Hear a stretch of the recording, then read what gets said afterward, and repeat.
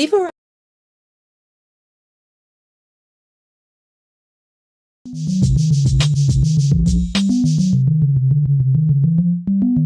Hi, everybody. Thanks for tuning in to the Coaching Call podcast. On this podcast, we'll cover various types of coaching by trainers in sports, martial arts, fitness, and business.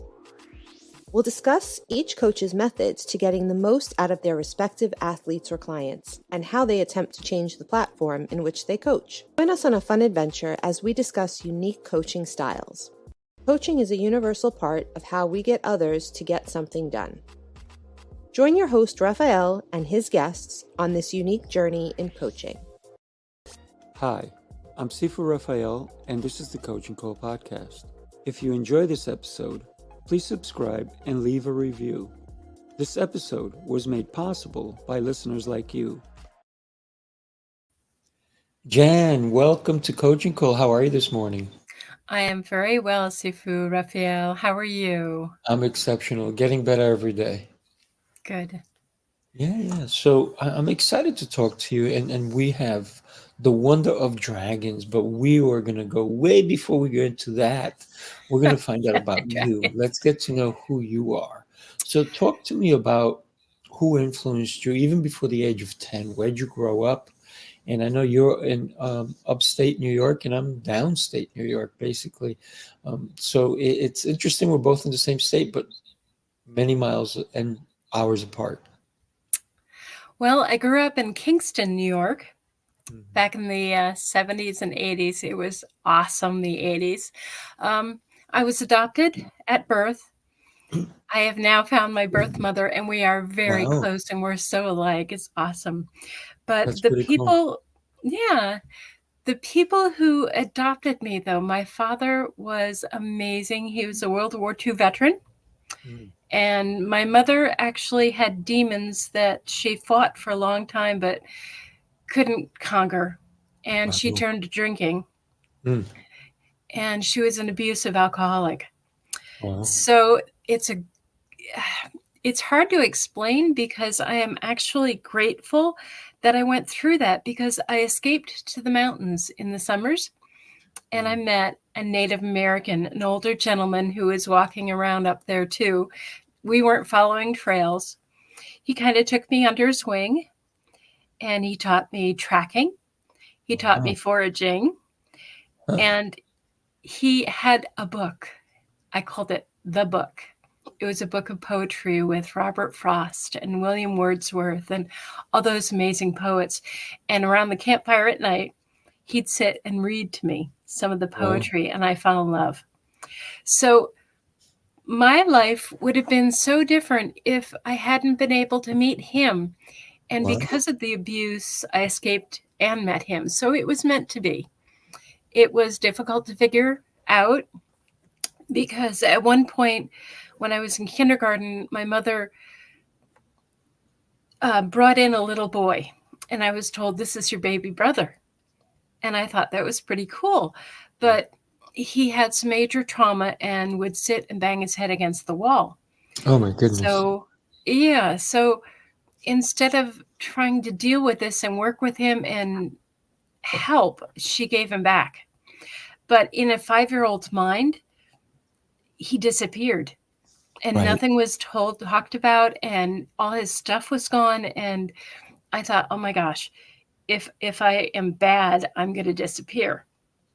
If I don't take the abuse, I'm going to disappear. So it became a lifelong thing that I wasn't here for myself. I was here for others. And I made a lot of other people's dreams come true without having one of my own. And I turned 45, had 3 heart attacks in one day. And that still didn't slow me down. God was trying to talk to me. And 2 weeks later, after 3 stents, I was back teaching full time, because a teacher had been removed from a classroom, and I got put in there for 3 months. So I don't stop. Wow. Okay, we'll flash ahead to 8.5 years ago. I was a farmer, and we were doing amazing. We had flowers, we had vegetables. I had my bakery. I was baking 90 loaves of bread a day of, breads and rolls and sweet buns and making scones and cookies. And on top of this, I was going out. I'd get up at 5 o'clock every morning, go out, and I'd make bread and have it rising. And then I'd go out and weed and harvest for the day's farmer's market, because we were doing 6. Then I'd go in and bake that bunch of bread, packaged it up, getting the truck ready and full of all our produce and stuff and our trailer. And then I'd go off to the farmer's market, sell, which meant unloading the truck, putting everything up, and then taking it to all that. And I'd get home and empty the truck and start baking again. And I'd go out and take all the extra vegetables we had, and we'd feed them to our animals and start fresh the next day. And I'd get to bed after baking again at 2 o'clock in the morning. Yeah, and I didn't think anything of it. Right. So one morning I went to get the strawberries to make coffee cakes. Ooh. You're making me hungry. I still love to bake, by the way, just one-handed now. But I fell to the floor, and immediately, not from having studied anything about it, but I knew I was having a stroke because my right side wouldn't work. So I called my partner, I called my son, and I called 911. But by the time 911 got on with me, she said hi. I mumbled something, and I don't remember anything else. And I got to go for a cool helicopter ride. I have always wanted to go on a helicopter ride, and I don't remember it. Can you imagine? Oh my goodness. Such a disappointment. But I was, they say I was responding by blinking my eyes and squeezing with my left hand, but I don't remember those 3 days. I woke up to consciousness, I suppose, and I saw my daughter, who had flown in from Colorado, where she was going to school, and I couldn't speak. And I didn't quite know exactly what was going on. The doctors, I found out later, didn't hold out much hope. They didn't think I was going to live, but I did. And then I had all this not being able to read, not being able to write, not being able to speak. I did get a little of that back. But when they started showing me pictures to get my speech going again, I'd see a picture, say, of a tree. I'd think tree, but I'd say banana. So my cognitive abilities were off too. Right. And on top of being a farmer, I was also a substitute teacher. That comes in a little bit later. Rehab, 6 weeks. I left being able to walk maybe 10, 20 feet with a hemi walker, which is half of a regular walker. I could speak slowly, maybe 3 or 4 words a minute. I recognized people. I knew their names. Sometimes I mixed that up. I called my ex-partner my husband's name every once in a while, which kind of was difficult for him. Yeah. But I went through all sorts of rehab here in the house until they figured I was well enough to get a ride to physical therapy. And what they teach you is amazing. It's wonderful. And it's so necessary. Movement, stretching, being able to work your body is something that you can't give up, because we have a thing called neuroplasticity, which is the brain's ability to make new connections all the time, up until the day we die. Every 90 days, our brain actually resets. And if a pathway isn't being used, it stops focusing on that and focuses on what is being used. So the more we move, the more we exercise, even going to a gym if you can, because of all the equipment that they have that can keep your one side in good shape, and start working your quiet side, I call it. But after a year, I went back to work. I went back to school substitute teaching. Huh. I still couldn't read. I still had aphasia very badly. And the administration didn't know this, but the Wow. kids did. And the kids would go out of their way to find me every day because I was a floor sub, which means I was there all the time. It was for junior high and high school kids that I had known since kindergarten. And they wrote the teachers' notes on the board so everybody knew what was going on because I couldn't write, couldn't read. They would come on their periods off and help me. And on my free periods, oh God, I was never alone. And they would walk with me, practice walking. And they would, when we got back to the classroom, would talk and make me talk. When they were reading in class, they read everything out loud so that I could follow along. And they checked me to make sure I was doing it. And if it weren't for those kids. Incredible. Yeah. The doctors after a year say, as a stroke survivor, you're not going to get anything back. Now, with the type of stroke I had, hemorrhagic stroke, which is a brain bleed, only 26% survive. And out of that 26, depending on the severity of the brain bleed, only 4 or 5% ever get any kind of a life back. Wow. I was not in that 4 or 5%, not supposed to be. The doctors told me I had lost all my prime real estate. But I'm a farmer. Well, I was. I still do. I still grow Planted those vegetables for seeds. Yes, myself. you did. And so I decided if my prime real estate is gone, that leaves me with desert and swamp, right? Basically, that's useless land. Right. But if you mix the two slowly, you can get things back. You get fertile land. So shovelful by shovelful, because I only have one hand, I started mixing. And I kept working and I kept reading. I started with children's board books with just a picture and a word. And I moved to the younger grades and I started reading Dick and Jane and See Jane Run, things like that. And I kept moving up. And after 5 years, I got to read Christopher Paolini's Brissinger, which is Fire. It's, I believe, the third book or second book. And I read the whole thing. It took me half a year, but I read it. Congratulations. Let me ask you, you keep telling me you have one hand. Tell me what that means to us, because I don't know how that My happened. right hand Okay. is, I can move my arm from here to my elbow, can move, but Right. from the elbow down, it doesn't yet. Got I it. keep exercising it daily. It's an ongoing thing. If you think And that happened from your stroke, accident, right? Your stroke. yeah, When you say the word "yet," that's a beautiful word, right? it Because is. It's a it does powerful not word. mean, yeah, it doesn't mean you've given up, and I love that. And you've given us so much. I want to bring you back, if you don't mind. Sure, because Talk there to is me more. about.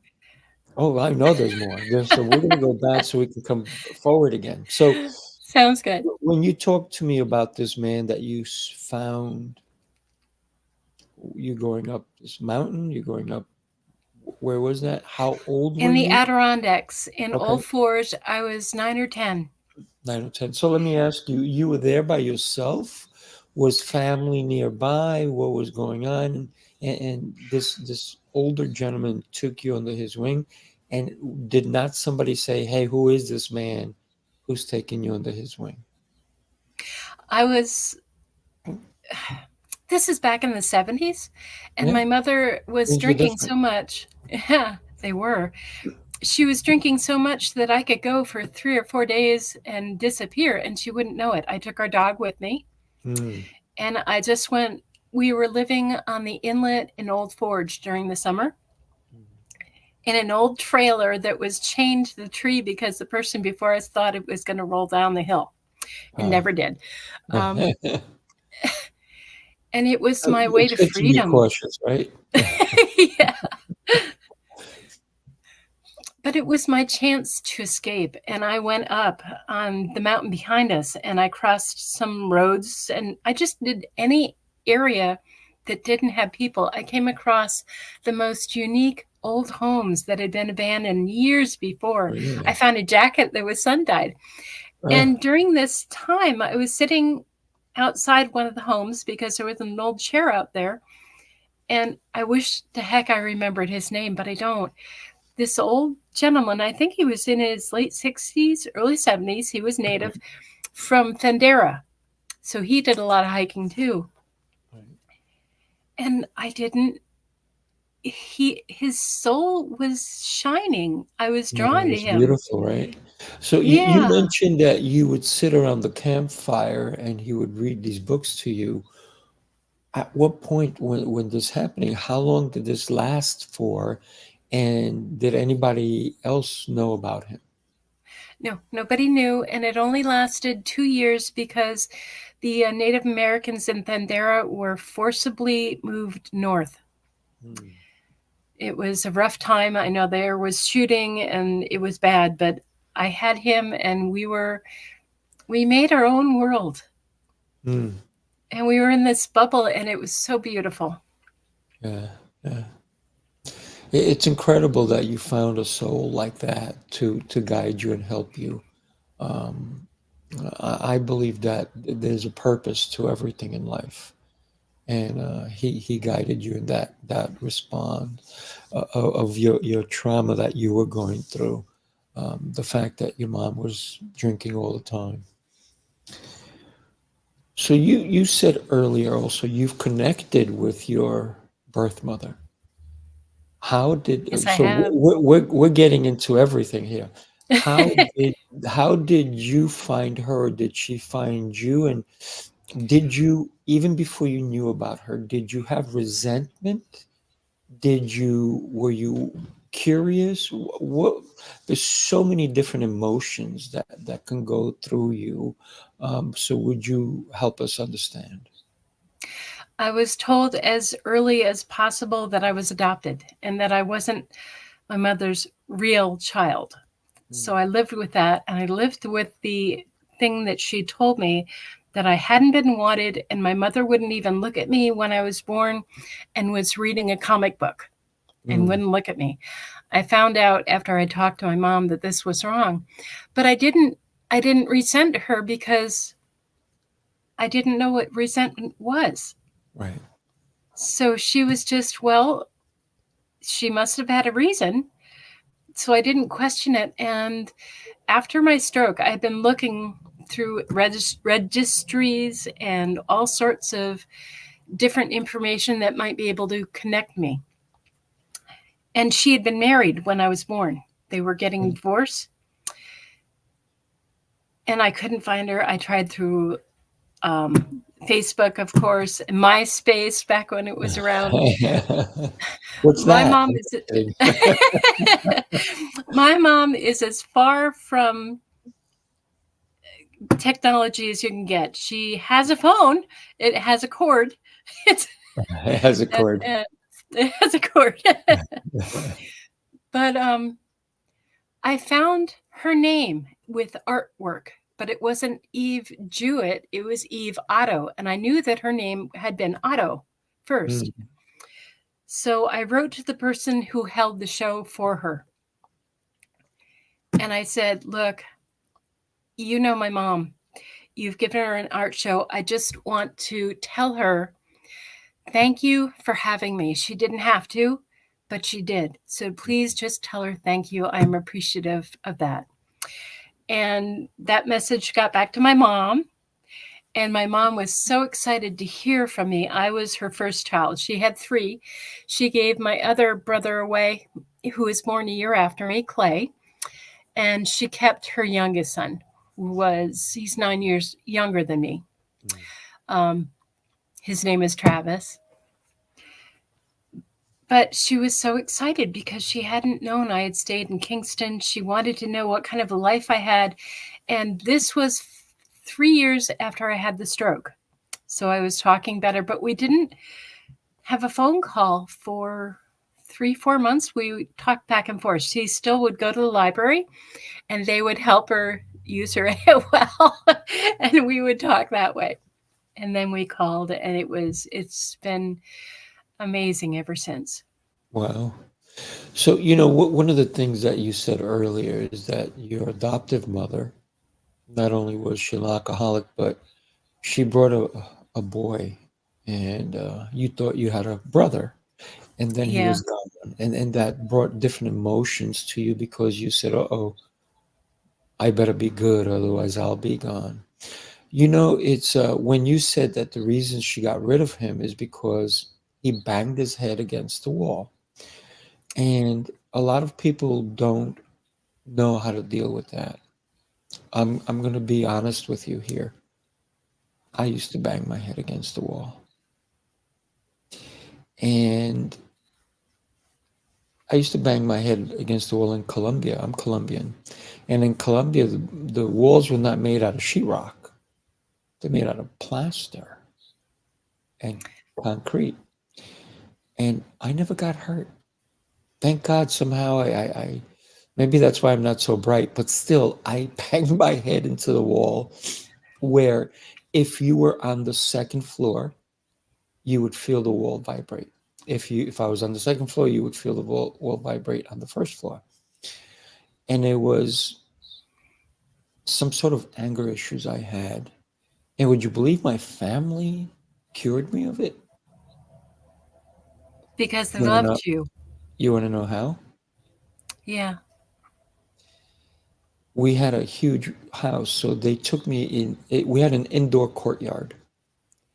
They took me into indoor courtyard. They held me by both arms, and they kept pouring cold water over me and over me, and it was like pots and pots and pots and pots and pots, and it felt like it was never ever going to end. I was screaming, crying, yelling, kicking, everything. They didn't listen to me. They just kept doing it over and over and over and over again until I stopped crying, and I just kind of, well, no, I kept crying, but I stopped being angry. And then they left me all alone.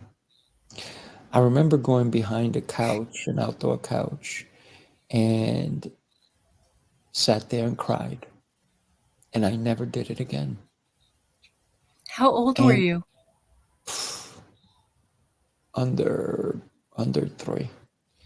And no, maybe a little older, but what wound up happening is that it was the power of the water that calmed me.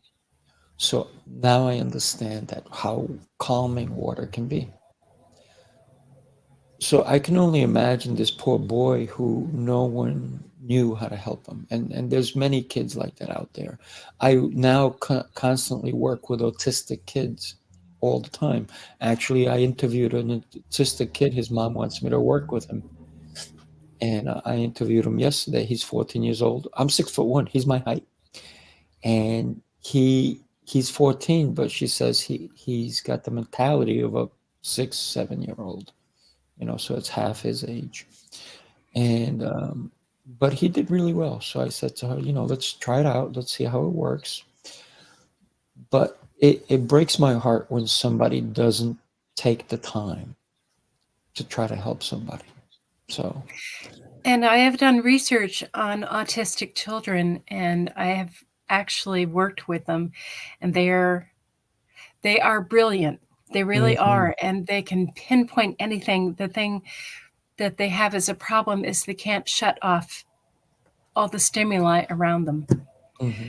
But if you can break through and find what they're good at, oh my God, you can open doors for them. And I'm sure that's what you've seen, because that's what I've seen. Yeah, I work with several autistic kids now, and I have in the past, and I've had kids who I would hold their head and have almost nose to nose touching, and they still wouldn't look me in the eyes in the beginning. I mean, I literally would be like this close, and they would not look at me. Their eyes would be darting everywhere. And then eventually for that kid, like 3 months later, after working with me, would come in look me in the eyes and go, "Hi, Sifu, how are you?" And actually talk to me and address me and ask me questions. And it was because of that work that I was doing with them. And the parents were like, I work with a kid now. His mom, the first time she saw me work with him, she goes, "Oh my God, I've never seen him react to anybody." So it's almost like I'm like the child whisperer in a way. But because I I have empathy for what they're going through. And it breaks my heart that I wish, to be honest with you, I wish I could do more for them. But you can only do so much, right? The water has sunk into you, and you have a blue aura, a calming aura. Mm, And they're attracted to that because your light shines through. thank you. You're welcome. That's amazing. What your parents did for you is very spiritual by using the water. And it worked. And you are more intelligent than you give yourself credit for. Thank you. You're welcome. My story continues, though. During COVID, I was laid off. Mm, The principal and I didn't see eye to eye with some kids that I was working with and keeping in school, and he wanted them gone. right. So I was let go, and I went back to college. My daughter not only talked me into it, but she paid for it. And I got my master's Wow. degree in creative writing and English, and with a minor in poetry. Can't forget that. I do write poetry. And 2 years into my recovery, I had a dream that I stumbled out on a dock. I was using my cane, and I was taken for a ride by a white dragon. And being night, it had blue streaks all through it. It was beautiful. And the dragon took me all over the place and said, "The world is your oyster. Don't stay stuck. Mm, You can go anywhere you want, and you can do anything you want." And then it ended up being a she, and then she brought me back and left me. And the funny thing was, I could walk when she brought me in. huh. And from that point on, I have dreams of walking and talking normally. I still have aphasia at times, and being able to use my arm and hand again. And that's why I There it wrote is. Tippy's New Friend, and there's the I'm dragon. gonna highlight you so you can show it. Nice. Tippy's new friend. I love it. And the good part about it is it teaches children, because in the back of the book, it has a map so Mm. that the kids can trace where they've been with the dragon. Oh, It's wow. kind of fun. So this is the first book where the lonely dragon meets a friendly dog, Tippy. Tippy is around here somewhere. Tippy, come here. Well, she'll come. My dog. And Lana, who is a history teacher who has had a stroke. It's just hinted at in this book. The second book, well, when they get together and become friends, they start flying all over the place. The second book, they're going to fly to California and have my friend pick us up, or we pick him up, and he shows us some beautiful areas in California. And it's amazing. It's fun, and just a chance to create a learning book that's fun because you're riding around on a dragon. Different states, they're going to have real children that get picked up and take us around on a journey. In Vermont, oh my gosh, my grandson, isn't he adorable? He's a month old Absolutely. now. Yeah. Nice. And he's, of course, going to be for Vermont. And my friend's 2 children are going to be here from New York. And I've got a list of children, and I'm going to have contests as well in different states to see who's going to be our narrator and our person that shows us all over the place. That's beautiful. So So yeah. you have thundercrestbooks.com. That's where everybody can go get your books. Well, no, I don't have them for sale on the website, but you can get them at Amazon or Okay. Barnes & Noble. Very nice. Very nice. Thank you. My publisher is awesome. Then it's Austin Macaulay. They're wonderful. Very cool. So what inspired you? I know you had this dream about the dragon, but you don't just talk about dragons. You're wearing one around your neck. That is actually Saren from the book. It's my Saren dragon. Right. Yeah. And you crocheted She that, always right? comes with one hand. Yes, I taught myself how to That's do that because I had done incredible. it before. And I have ADHD. I have dyslexia. I'm a mess, but I couldn't sit still. So I had to teach myself how to crochet again. And I even crochet. Let me highlight you. That's a puppet. Let me see it. Let me see it again. There. That's See? pretty cool. Yeah. Yeah. And that is for when I go around to schools, I'm going to have a child get to wear the puppet and go around and flap and talk to the kids as I'm reading the story. That's pretty cool. Yeah. Well, you know, when you talk about that you're a mess, it's not that you're a mess. It's that you've been given gifts, and most people don't know how to use the gifts they've been given, but you found a way. And so I think that a lot of people, they have excuses. You're not using those. You're using those as a skill, as a way to move forward, because it allowed you to do things that most people would just, they would say, I can't do that. I can't do this. I'm no good. I'm not, but that's not you. You're a true warrior where your struggle is real, but it doesn't define you. No. I don't see it. So I see that you're very powerful. So thank you for being on the show today. I really appreciate it. Oh, wait, No, I'm going to be got coach time. Keep next. going. Okay. Of course. Next month, I'm becoming a coach for traumatic brain injury and stroke individuals, their caretakers, and their loved ones, because all three make up a whole. You can't have one get better and the other two not know what's going on. So Right. I'm going to be opening that That's to help incredible. people to Yeah. realize that if it doesn't work, that's feedback. That's not an end. It just means go back and try again and try something different. Yeah. When you had the dream with the dragon and she took you, what kind of a journey was that? What did you feel when you actually opened your eyes? Was it like, oh, I want to go back there? What was that like?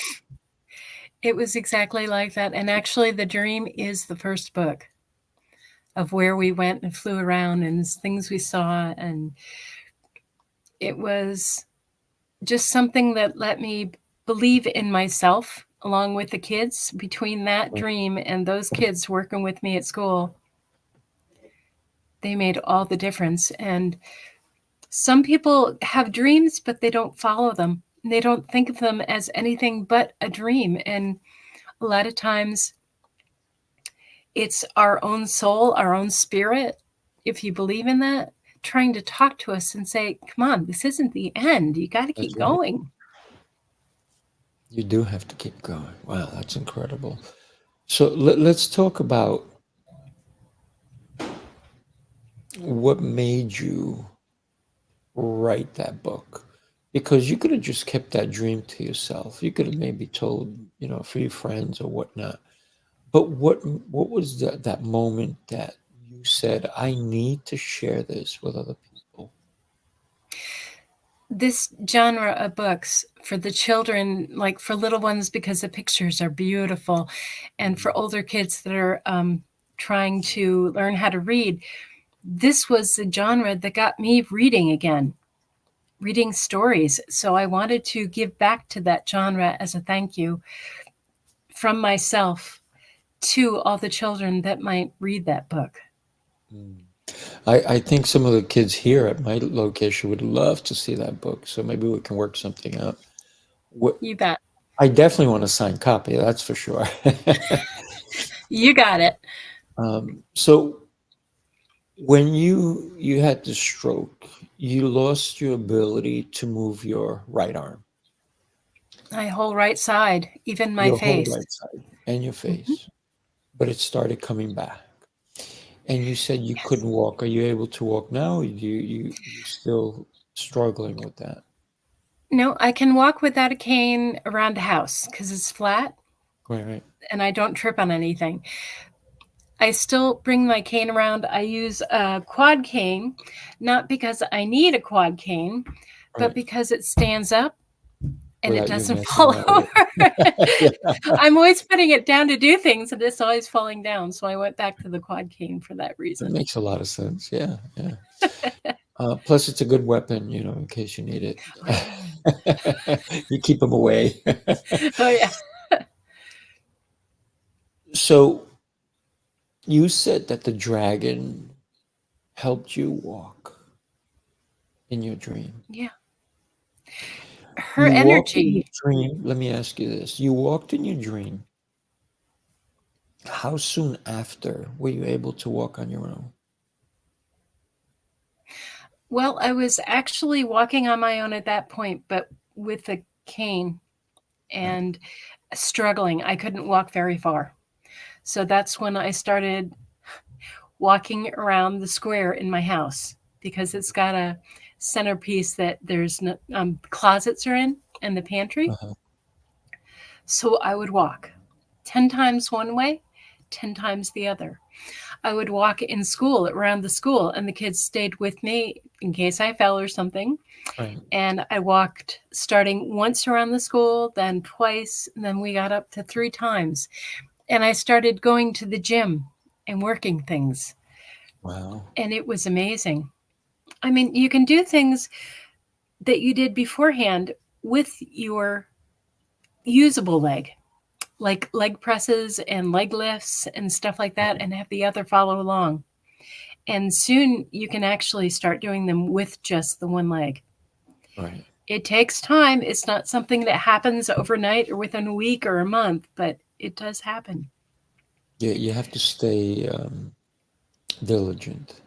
Yes. One of the things that you're saying is, and I'm hearing you loud and clear, that we, all of us, me included, have taken the gifts that we have for granted. The fact that you can move your arm, you can wiggle your toes, you can move your hands. And we go about our day and we don't even think that the fact that I can scratch my face is a gift. The fact that I can smile is a gift. So many years ago, I realized that everything I do is a gift. So I wake up in gratitude. The first thing, even this morning when I woke up, I went from a sleeping state to a awake state. The first thing I said was, "Thank you, Lord, for the gifts you've given me." And those are the last words I kind of say also. Of course, I'm going to be praying for my family and so forth. But my gratitude is for every little detail of who I am, my mind, my body, my soul, my lungs, the ability to think and process and every little thing.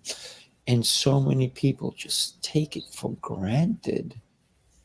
And, you know, I understand where you're coming from because I had polio as a kid and I lost the ability to walk entirely. My legs turned backwards. So there, I was in braces. I could not. If do you remember the Carol Burnett show? Yes. Do you remember when Tim Conway used to walk like he used to walk like so tiny little steps? He Yes. would beat me in a race. That's how fast I was able. If I had to walk 10 feet, it probably would take me an hour when I first started learning how to walk again. And so I understand the struggles and how real they are. And I don't take anything for granted because I lost the ability. I lost that ability around the age of 3 or so. And so many of us, we take everything for granted. I mean, and I'm not saying that everybody should go through what you went through or what I went through, but I think everybody should just be grateful. Be grateful for the little things, right? If you wake up in gratitude, you color your whole day with that, You and the do. day becomes better. It's better than Absolutely. waking up saying, "Oh, not another day again." Yes, it's another day. You get to live. You get to see things. You get to get out and do anything you want, really. Oh, You yeah. take that first step every time you get up, and it's amazing to be able to do that. Mm-hmm. Yeah, yeah. So you could not remember that beautiful helicopter ride that you always wanted. Nope. Have you had a chance to get on an actual helicopter? Nope. But I have Not been yet. on one, Let's so say not not yet. yet. Not yet, right? Not yet. One that you Yeah. can remember. Not well. That was not the best way for you to get on a helicopter, right? That was not the most joyous way, but it was a necessary thing that you needed to do in order to save your life. So let's consider how we can get people to sponsor you down the line and get you that first helicopter ride where you can actually enjoy it. So anybody listening, if you have a helicopter or if you have access to one, Jan Burl would love for you to give her a ride. And I know there's people out there who have them. Um, on my 30th birthday, which seems like it was yesterday, one of my students, one of my clients, blindfolded me and said, they asked me first if they can blindfold me. I said, why? They go, I have a surprise for you. I said, okay. They blindfolded me. I got in a car. They drove me for a little while. And then I get out. They go, you can get out. They get out. They guided me. And then I'm hearing these sounds. And they take my blindfold off. And it's a helicopter. And I'm like, whoa. They're like, go ahead. I'm like, what do you mean go ahead? They're like, that's for you. I'm like, what do you mean it's for me? They bought me an hour and a half flight. But it was not just a flight. I didn't just sit there. It was an hour and a half lesson. So I got to fly the helicopter. Oh my gosh. It was the most amazing event of my life. And it seemed so easy. Once we were up there and he goes, yeah, take over. And I'm like, what? He's like, yeah, just do this, do that. And I'm doing it. And then he goes, okay, hover. That was the hardest. I could not hover. Just like, a helicopter stay in one spot. I Yeah. could. It was like the plane, it was going like this all over the place. Hovering was really difficult. And obviously, I never kept up with it, but I wish I would have, and I would have been a pilot by now. But you never know. It's never You too still late. can. No, That's it's right. not. No. So, That must have been just oh, it was wonderful. amazing. And I'm not afraid of heights, so that was great because it was all glass. You could see whatever they make it out of, crystal, whatever, plexiglass, whatever that is, and you can see everything. And he took me out here in Long Island and through the beach and all this stuff, and it was amazing. I saw all of Long Island. I went through so many places, and only in 90 minutes, I was like, wow, this is. It felt like 5 hours. It felt amazing. So Wow. I wish that for you, and maybe we can somehow make that happen for you. That would be wonderful. How's that? Yeah, it would be amazing. Yeah. So you wrote this book. You still haven't told me why. To give back. Mm. To give Just back to whom? that age group and the kids that I worked with. I dedicated the book to the kids from the school where I worked, NAC, Northern Adirondack Central School. And it's dedicated to them. That's awesome. It's a thank you. Yeah. Really They're amazing beautiful. kids. Well, all kids are They picked, amazing. yeah, but they picked up even the worst ones, and they thought it was amazing to end up being the teacher for the teacher. Yeah. So Yeah. it was Yeah. great. Yeah. You know, I work with kids all the time, right? When we give a child an opportunity to step up, they do. But a lot of times, adults don't give kids the opportunity. Yeah. And you you made a huge difference for those kids. You think they did it for you, but your gifts, right?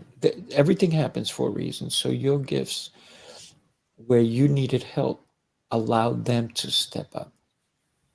It gave them some sort of purpose.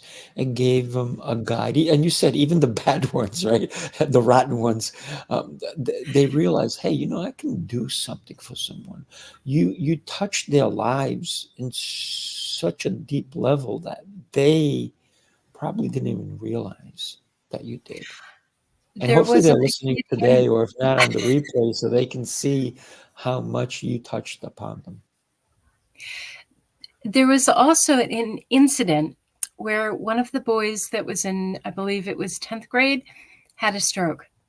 Mm.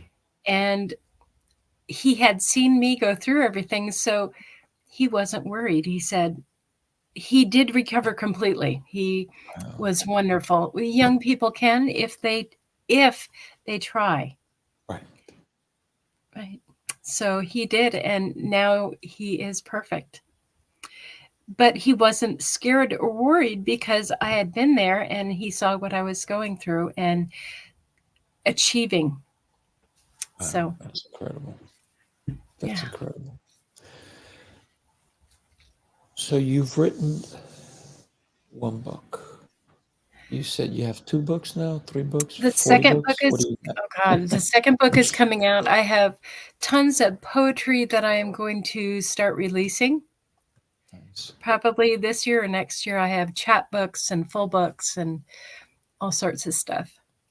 And and I'm also starting a mid-grade series with dragons, of course. It's It's an incredible. adventure mystery kind of a books. And I've got the first 3 written on those. Wow, So that's really cool.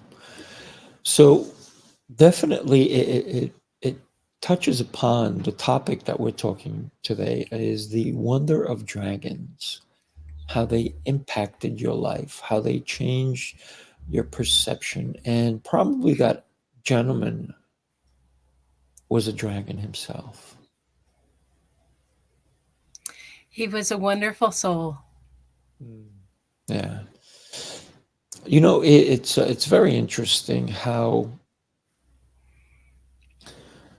we talk about people who are rotten, who are they're no good, they hurt people and this and that. But I've been impacted by those people the most because they've guided me without them necessarily. They might be hurting me in the process, but they've guided me. They've shown me what not to do or how to be a better person. When you consider, you talked about your adoptive mom who was an alcoholic, she guided you. Her actions helped you understand things. It was confusing, I'm sure, at first, especially when you had a brother and then he was gone, and all these little different things. But when you reflect back on the guidance she gave you without meaning to, we have to take everything and and see it for the purpose it served. I was lucky in a way. My mother, my adopted mother, committed suicide with an overdose of drugs and alcohol. She had been a nurse. She knew what she was doing. But I got to race down.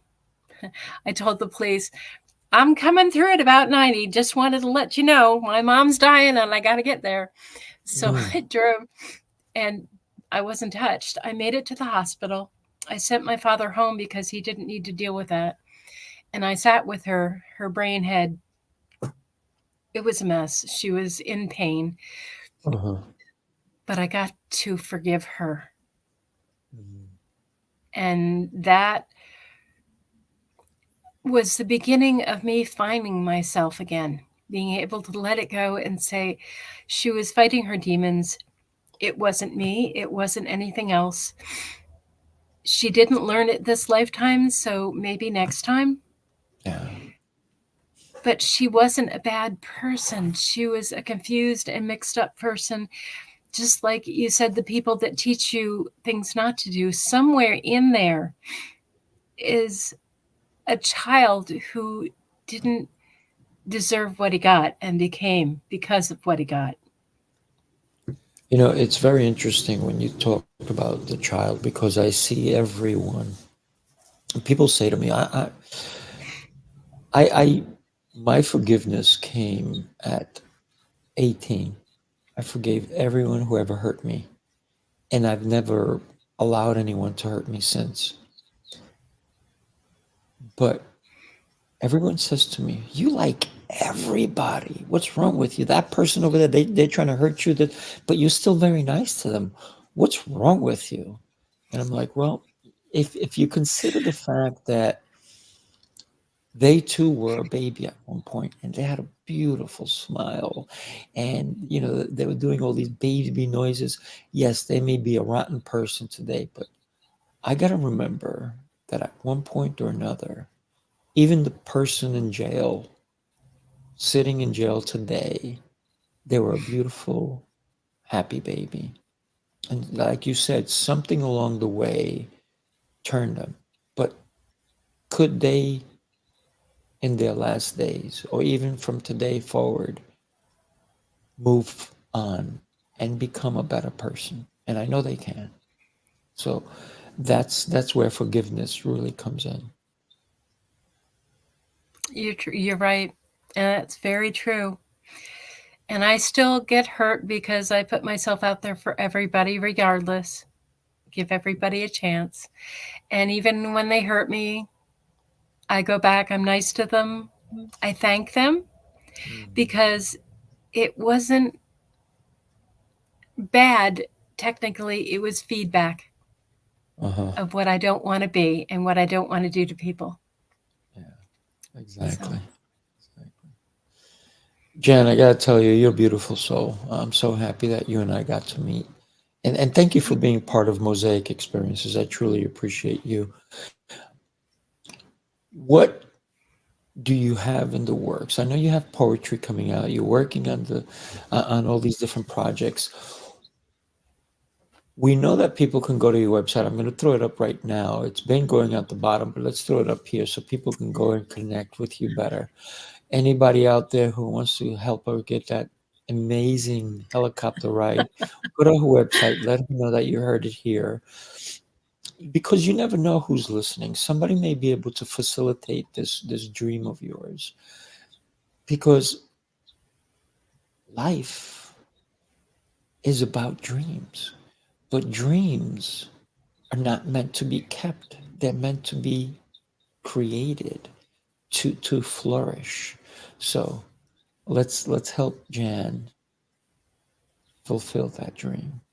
And it would make the world to me if anybody out there reached out and said, we're going to make this happen for Jan. I would be over the moon if that happened for you. And you have to let me know if it does happen. Absolutely. I will, I promise. We're always in touch anyway. Yeah. And I can't wait to get your book. Definitely a signed copy. And I want to maybe read it to the kids here. So that book, your first book, is geared to what age group? Probably children being read to.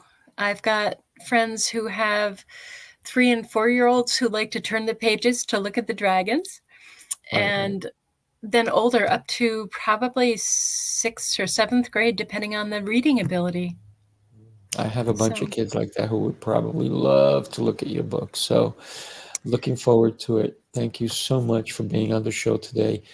What would you like to share with anyone before we close out that that can maybe be impactful to their day or their month or their week or their year?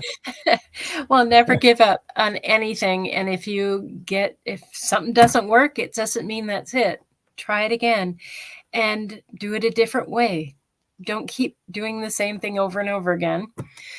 But if you know anybody who could benefit from my coaching, I would love to know their names and see how we can help, because this isn't the end. It doesn't have to be. I want to change that 3 to 4 or 5% that manage to get something out of life to more, maybe 15, 20%, because they can.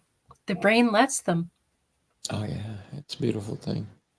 Thank you so much for being here today. And my gosh, you are a beautiful soul, like I said. And let's definitely stay connected.